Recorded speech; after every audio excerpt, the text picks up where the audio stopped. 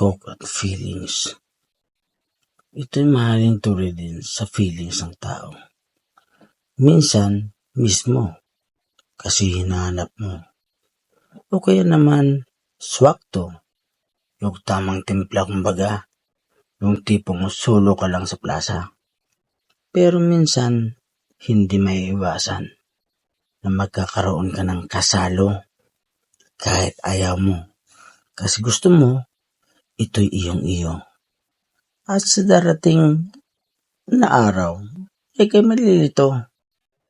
Mapapaisip ka kung paano napopronounce ang it-ons samantalang nakasulat it-os naman, diba?